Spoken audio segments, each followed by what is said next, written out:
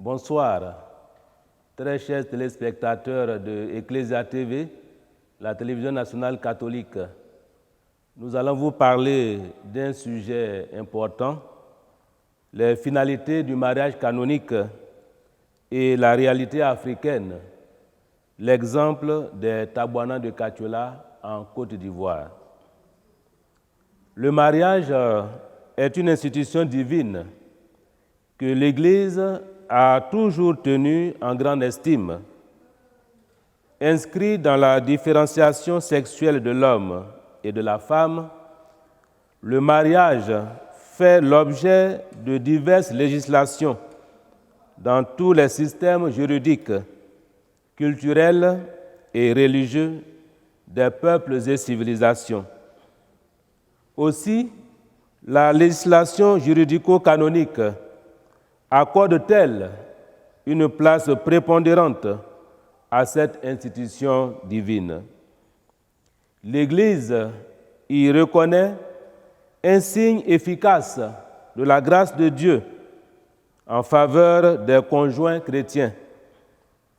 Cette noble institution, eu égard à ses propriétés essentielles, est appelée à la pérennité en vertu de l'élévation du contrat matrimonial à la dignité sacramentelle par le Christ pour les fidèles baptisés.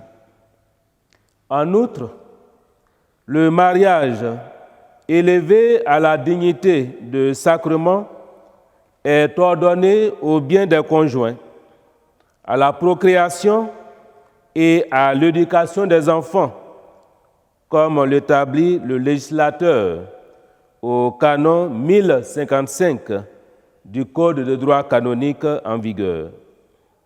Cependant, dans le vécu quotidien du couple, le mariage est en crise, eu égard à l'applicabilité effective de ses finalités susdites, en l'occurrence celles relatives à la génération.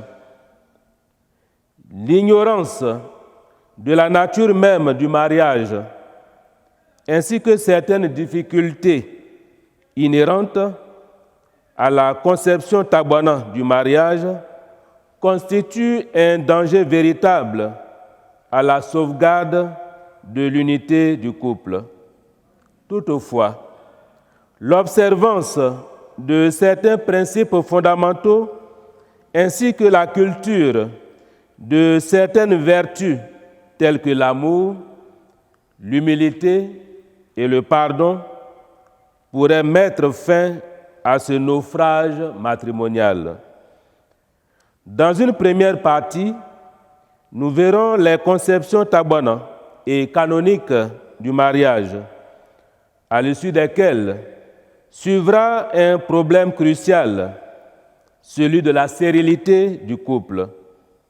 Nous terminerons par des suggestions pastorales pour la sauvegarde de l'unité des couples.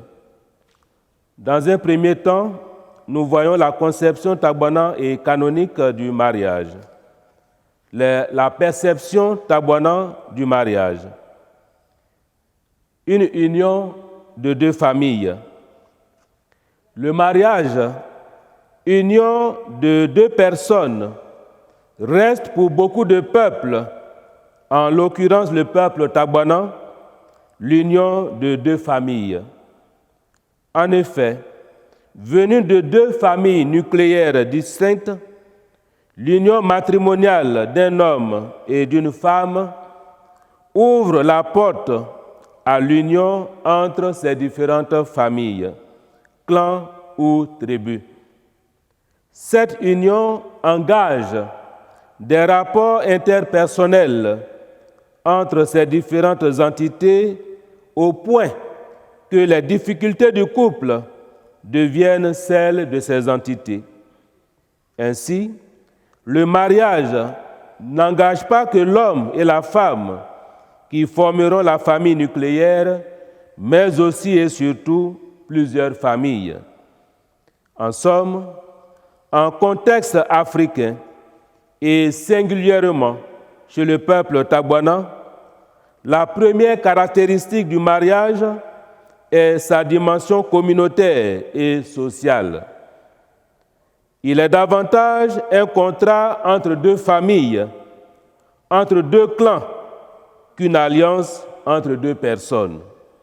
C'est pourquoi, de façon générale, la réussite de la vie de couple reste en grande partie tributaire des relations avec les familles d'origine. La dot et son impact. La dot qui, à l'instar d'un sceau, vient opérer le changement de statut de l'état prémarital en mariage, apparaît comme la dernière porte des fiançailles ouvrant sur les noces. L'oncle maternel ou l'aînant, du fait du matrilinéage, y a une redevance vis-à-vis de l'épouse appelée à faire des enfants qui constituent une part importante pour le l'aînant. La dot, comme facteur de consolidation et de pérennisation de l'institution mariage, peut ainsi être facteur de suggestion des conjoints, mieux de la femme à sa belle famille. En témoigne, dans bien des cultures africaines, la cérémonie de la dot, à la fin de laquelle la femme est remise non pas à son mari, mais au père de ce dernier. Ceci étant, elle apparaît désormais non pas seulement comme l'épouse d'un homme, mais aussi celle de la famille qui, de ce fait, se donne un droit de regard sur sa vie conjugale et finalement exerce une sorte de gérance, de régence ou de tutelle sur elle, ainsi que sur les enfants. En outre, la participation matérielle et financière de la famille à la dot accentue ce droit de vigilance. Ayant contribué à la dot de sa belle-fille ou de sa belle-sœur, l'on estime avoir des droits sur elle. Si ce modèle a des effets très positifs pour la société, puisqu'il densifie les relations sociales et accroît la solidarité, il crée malheureusement aussi un rapport de suggestion important à la grande famille qui peut étouffer le couple et ses enfants. Le but du mariage. Chez le peuple taboana, on se marie pour deux buts essentiels. En effet, selon la culture taboana, si bien exprimée par l'affirmation de Amondabi, l'union matrimoniale conclue doit permettre à l'homme d'utiliser les bras de sa femme pour accroître son patrimoine, en tant qu'elle offre à celui-ci la possibilité d'avoir des enfants pour perpétuer sa tribu, puisque le système familial en vigueur est le matrilignage. Ainsi, l'on se marie par rapport à un patrimoine à bâtir et aussi en référence à la progéniture, à l'accroissement des membres de la famille maternelle. Par conséquent, il est malséant qu'une épouse soit incapable de remplir ces deux fonctions vitales. La paresse ou la stérilité de la femme est susceptible de générer la suppléance ou le remplacement. Dans la plupart des cas, cette mesure souffre d'impartialité, car c'est toujours la femme qui est le bouc émissaire. L'infertilité au sein du couple lui incombe inexorablement. À l'issue de ce bref aperçu sur la conception du mariage en milieu socio-culturel taboana, que pouvons-nous dire de la vision canonique? La vision juridico-canonique du mariage.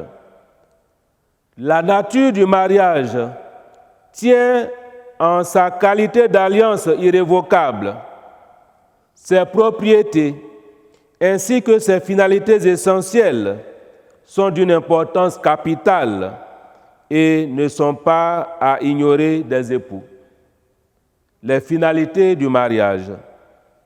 La législation actuelle, par l'abrogation de celle de 1917, s'est voulue innovatrice quant à la préséance des fins propres du mariage.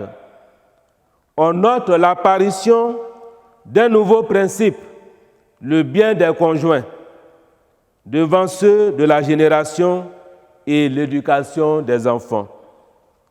Le primat du consentement.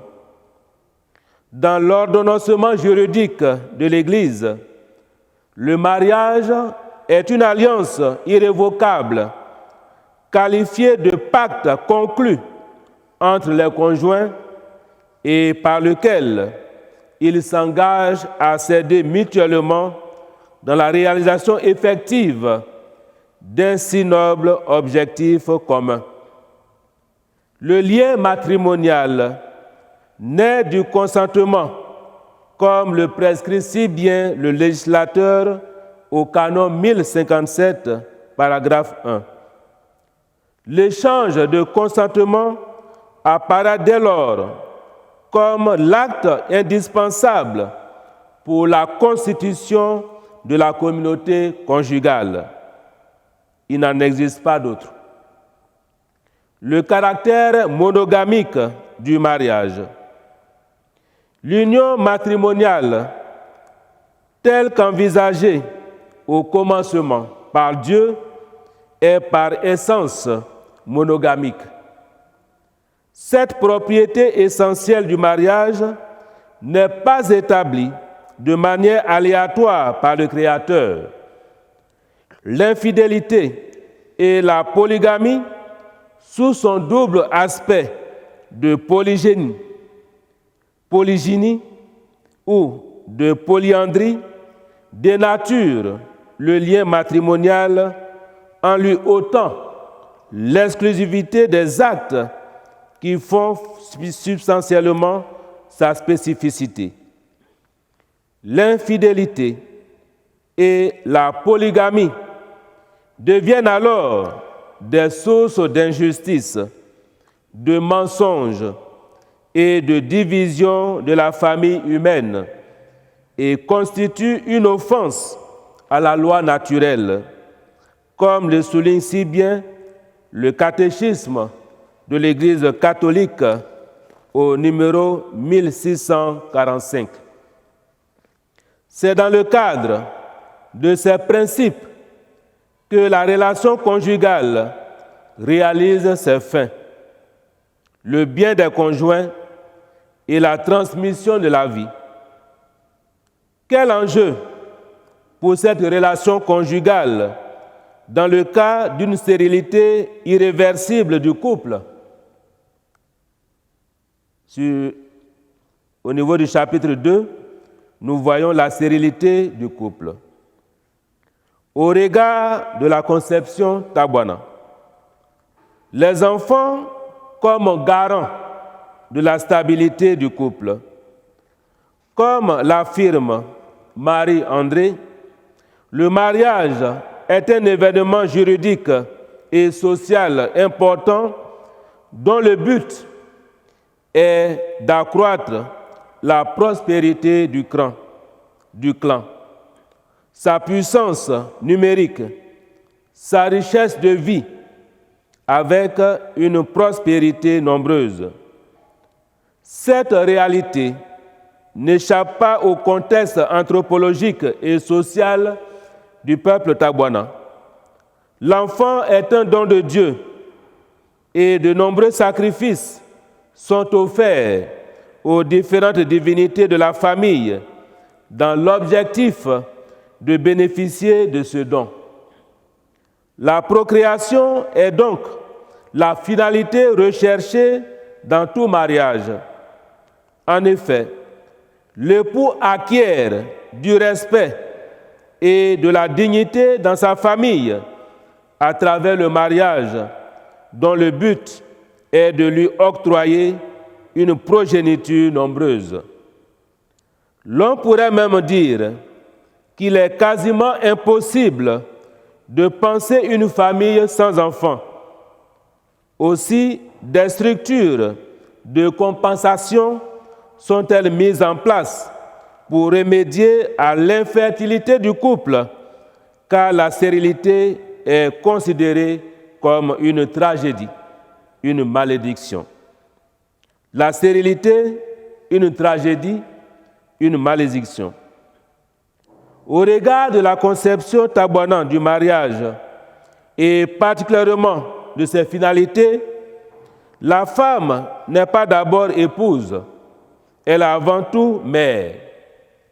L'honneur, la vraie beauté ou la qualité première de la femme demeure la fécondité, le fait d'avoir de nombreux enfants. Et pour preuve, quand une femme dit que Dieu l'a dépourvue de beauté, elle veut signifier que Dieu ne lui a pas accordé d'enfant. En somme, la stérilité est jugée comme l'ultime tragédie. La femme stérile égrènera ses murmures à longueur de journée. Je voulais la beauté, c'est-à-dire avoir des enfants, et Dieu a refusé. Je voulais des enfants, et Dieu a refusé. Les conséquences de la stérilité. De nombreux couples vivent la dure expérience de ne pas avoir d'enfants.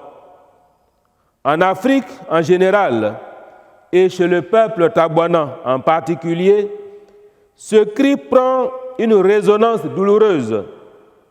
Quand un couple demeure sans enfants après plusieurs années de vie commune, les parents des deux conjoints s'efforcent de trouver les motifs d'un tel dysfonctionnement.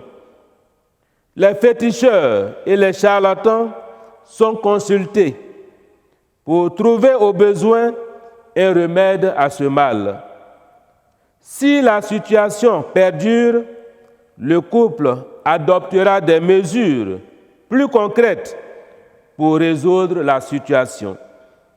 C'est ainsi que la famille de l'époux peut lui proposer une autre femme, ou, si c'est l'homme qui est reconnu stérile, la femme pourra discrètement se trouver un amant pour faire des enfants à son mari. Ce cas d'adultère, quand il vient à être découvert, est réglé à l'amiable, moyennant bien sûr de légères amendes fixées aux délinquants. Comme nous venons de le souligner si haut, dans la majorité des cas, l'absence de progéniture conduit à la perte de l'unité conjugale, polygamie, voire à la séparation des époux.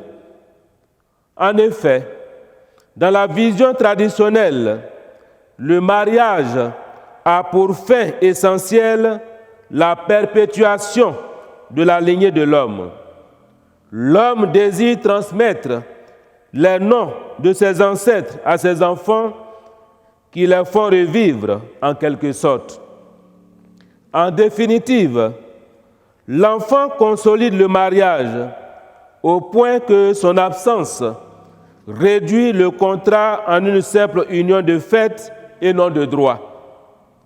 La procréation est-elle un élément constitutif de nature à invalider le mariage en cas d'absence? Approche scripturaire et magistérielle.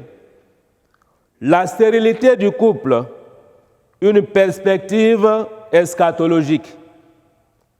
L'évangéliste Luc avait déjà montré qu'en son temps, la stérilité était envisagée comme un opprobre, une malédiction. Confère Luc chapitre 1er, les versets 25 et 36. Contrairement à la conception juive traditionnelle, être sans enfant est présenté comme une malédiction. Heureuses les femmes stériles et les ventres qui n'ont pas enfanté et les seins qui n'ont pas allaité. Loin de considérer la stérilité comme une bénédiction, Jésus procède surtout à un renversement des valeurs les mieux établies dans le cœur et dans la société. Effectivement, de nos jours, les calamités naturelles, les épidémies, les conflits armés, la tragédie des populations réfugiées ou déplacées pénalisent les parents et placent les stériles et ceux qui n'ont pas d'enfants dans des conditions relativement plus favorables. Cette perspective eschatologique de la stérilité est une interpellation du couple à une ouverture et une meilleure compréhension des finalités du mariage. La stérilité du couple et les finalités du mariage. Définie comme le fait de l'impossibilité pour des relations sexuelles normales d'avoir leur suite naturelle, quelle que soit la cause de cette impossibilité, la stérilité ne dirime pas le mariage. La stérilité devient un empêchement diriment au mariage seulement en cas de dol, selon la prescription du législateur canonique au canon 1098. Le Saint Concile affirme que le mariage n'est pas institué en vue de la seule procréation. C'est pourquoi, même si, contrairement aux vœux souvent très vifs des époux, il n'y a pas d'enfant, le mariage, comme communauté et communion de toute la vie, demeure. Et il garde sa valeur et son indissolubilité. La législation canonique en vigueur donne une primauté au bien des conjoints, comme l'a voulu l'auteur du mariage dans le canon 1055, paragraphe 1 du Code de droit canonique de 1983 précité. Nonobstant le poids de cette norme, il faut reconnaître que le problème de la procréation demeure une véritable gangrène pour les conjoints frappés de stérilité. Dans le cas d'espèce, que préconise alors l'Église pour y remédier? L'adoption légale. L'Église, loin d'autoriser la séparation, la polygamie ou toute autre forme de voie pour obtenir un enfant, propose le chemin tout aussi noble de l'adoption. Car nombreux sont ces enfants abandonnés, laissés pour compte.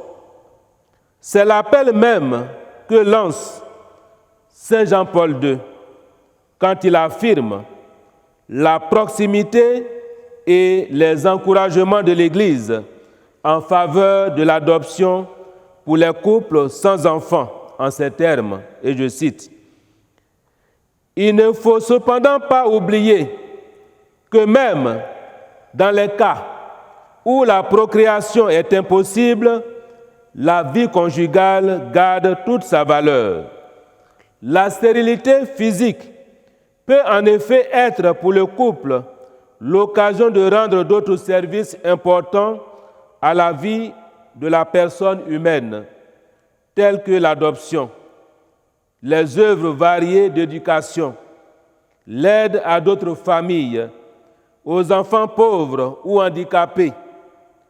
Pensez qu'il reprendra dans sa lettre encyclique Evangelium Vitae, en disant que l'Église est proche des époux qui, avec une grande angoisse et une grande souffrance, acceptent d'accueillir les enfants gravement handicapés.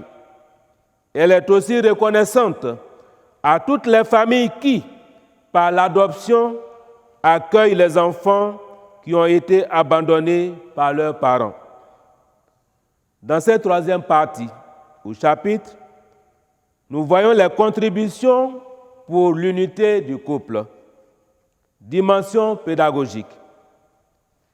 Une bonne et sérieuse préparation au mariage. Durant la préparation à leur mariage, les fiancés seront instruits sur la réalité du sacrement du mariage, sans oublier tous les aspects anthropologiques, socio-économiques du mariage. Nous estimons que l'accent doit être mis davantage sur la signification théologique du mariage. Il faut creuser et approfondir avec les fiancés le sens et les implications de l'identité que le sacrement du mariage confère aux époux chrétiens comme symbole de l'alliance du Christ et de l'Église. Ils ne sont plus un couple quelconque. L'ignorance en la matière fait parfois adopter des comportements de légèreté ou amoindrit l'intensité du sens de responsabilité malgré toute la bonne volonté. Dans le mariage, le bon sens, le savoir-faire humain et même la bonne volonté sont insuffisants à garantir un succès durable. C'est pourquoi l'Église et même la société entière gagneraient à instruire les jeunes fiancés sur le sens théologique du mariage. Il faut donc une bonne préparation des futurs époux par un catéchuménat plus consistant. Malheureusement, les manuels de catéchisme font très peu de place à cette réalité sociale. Il faudrait une révision systématique de ces manuels. Le primat de l'amour et ses diverses expressions au sein du foyer. La mission que reçoit la vie conjugale n'est autre que le commandement de l'amour vécu ici dans les dispositions propres à cet état de vie qui engage le tout, corps et âme de la personne, qui est particularisé dans ce face-à-face d'un homme et d'une femme appelés à un amour vaste, généreux, indécourageable, fidèle comme l'amour de Dieu manifesté dans le Christ, aimant l'Église, fécond comme est fécond l'amour créateur de Dieu. Comme dit l'adage, la langue et les dents, appelées à cohabiter, toute une vie se querellent. Il apparaît donc souhaitable de prévenir les conflits conjugaux par la connaissance des particularités et des besoins propres de l'homme et ceux de la femme.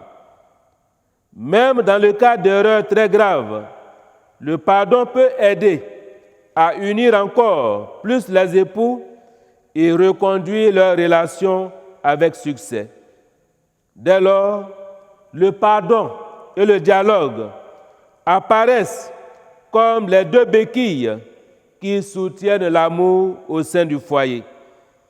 Par ailleurs, de nombreux spécialistes de la thérapie du couple utilisent les phases suivantes pour la résolution des conflits dans le couple.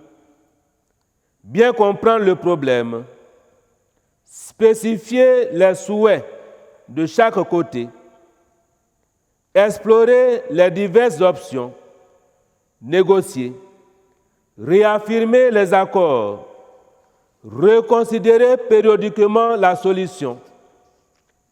La dite résolution des crises ne peut passer que par la voie de l'humilité et du pardon. La non-résolution des conflits peut mettre à mal le contrat matrimonial. À l'issue de cette dimension pédagogique, que pouvons-nous dire de la dimension pastorale? La dimension pastorale, accompagnement des couples. Sur les paroisses, doivent être suscitées des initiatives de suivi des couples qui ont aussi besoin d'instruction.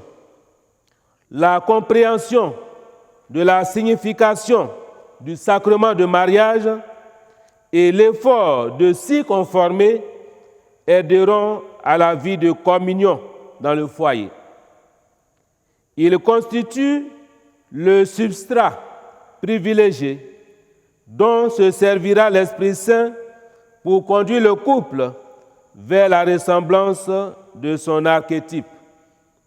Dès lors, on comprend que les pasteurs doivent s'appliquer, eux aussi, à creuser et à s'imprégner de cette réalité qui est l'expression même de l'alliance divine pour en nourrir le peuple de Dieu. On n'aura jamais assez fait sur ce terrain. L'enjeu mérite d'ailleurs qu'on s'investisse davantage dans ce secteur plutôt qu'ailleurs. Les pasteurs doivent faire preuve de courage pour exposer la doctrine dans sa vérité et dans sa pureté, pour offrir à ceux qui se marient l'occasion de saisir la grandeur et la beauté de leur acte et en même temps de s'imprégner des exigences de leur engagement. Force est de savoir que l'accompagnement des couples après la célébration des sacrements est une lourde responsabilité qui incombe en premier au pasteur d'âme. Elle répond au souci de prévenir les échecs matrimoniaux, concrétisant l'adage qui stipule que mieux vaut prévenir que guérir. L'accompagnement consistera en des aides intérieures cernant les problèmes des couples, recherchant leurs sources et apportant des solutions. Cela revient à éveiller les mouvements d'action catholique et de l'apostolat des laïcs qui battent de l'aile, en l'occurrence l'association des familles chrétiennes, etc. En outre, nous pouvons adjoindre des espaces d'échange abritant des sessions de formation ou des séminaires, des rencontres d'écoute et de partage en couple, des récollections en famille, des actions en Église. Car il va sans dire que la meilleure manière d'accompagner les conjoints, c'est de les aider à vivre une spiritualité bien intégrée à leur vie, une spiritualité qui prend appui sur le sacrement du mariage. Cet appel à la sainteté est la vocation des conjoints chrétiens. À cette noble charge des pasteurs d'âme, il convient d'invoquer la coopération nécessaire des parents et amis. Rôle des parents et amis. À partir de la conception traditionnelle du mariage et sur la base de la définition moderne des droits des personnes et de la famille dans les législations civiles, les familles d'origine doivent au couple un juste service d'accompagnement. Celui-ci doit se faire dans le respect de la charte des droits de la famille, en l'occurrence le droit du couple d'exister et de s'épanouir en tant que famille, son droit d'exercer sa mission pour tout ce qui touche à la transmission de la vie et à l'éducation des enfants, son droit à l'intimité de la vie, aussi bien conjugale que familiale, son droit à la stabilité du lien conjugal et de l'institution du mariage. Autrement dit, dans la construction de la vie conjugale, les choix de vie en tant que couple, les orientations sur l'éducation de leurs enfants ne doivent relever que du couple lui-même, ce qui n'exclut pas, bien entendu, le conseil de personnes avisées des familles d'origine. Que pouvons-nous conclure? À la fin de ce parcours, il ressort que le mariage est une réalité qui continuera de susciter beaucoup de questions et faire couler beaucoup d'encre, tant les difficultés pour le vivre sont nombreuses, en l'occurrence le problème de stérilité des conjoints. Depuis son institution par le Créateur, il avait pour premier but dans sa pensée le bien des conjoints, ce que beaucoup ont fait suppléer par la génération et l'éducation, de sorte que celui qui ne pouvait accomplir cette fonction était vu comme un paria. En ne retenant pas la stérilité comme empêchement d'irrement pour le mariage, sauf le cas du dol, l'Église invite les mariés, surtout chrétiens, à pleinement vivre leur amour en étant eux-mêmes des témoins vivants de l'amour de Dieu pour les hommes et l'amour du Christ pour son Église. Par ailleurs, elle indique le chemin de l'adoption d'enfants, surtout ceux abandonnés ou orphelins, afin de leur procurer à eux aussi cet amour dont ils seraient démunis. Le sens premier du mariage est d'établir une communauté d'amour. Cette dimension s'oppose à tous ceux qui, dans leur entendement, ont tendance à réduire le mariage uniquement à un espace de procréation visant à s'assurer une pérennité. De sorte que, pour eux, par exemple, la stérilité constitue une raison suffisante pour renoncer à la fidélité conjugale. Ainsi, la communauté d'amour dans le mariage est-elle l'essence même du mariage sacramentel? Il n'est point spécifié qu'il s'agisse de la procréation. Dès lors, les arguments de la stérilité ou de l'infécondité, souvent prétestés pour justifier l'infidélité conjugale ou pour donner libre cours à la pratique de la polygamie, qui en soi est une véritable entorse au caractère unitaire de la fidélité conjugale perdent leur poids. Un mariage sans enfant n'est pas un mariage raté. Par contre, tout mariage qui ne permettrait pas de réaliser une communauté d'amour serait inconcevable. D'ailleurs, c'est aussi cette perspective d'amour dans le couple qui préside à l'accomplissement des charges de la famille avec un profond sens de service. Au terme de nos propos, nous vous disons merci pour votre écoute attentive et que le Seigneur, par ses grâces, aide tous les foyers chrétiens à vivre dans l'amour et dans la fidélité.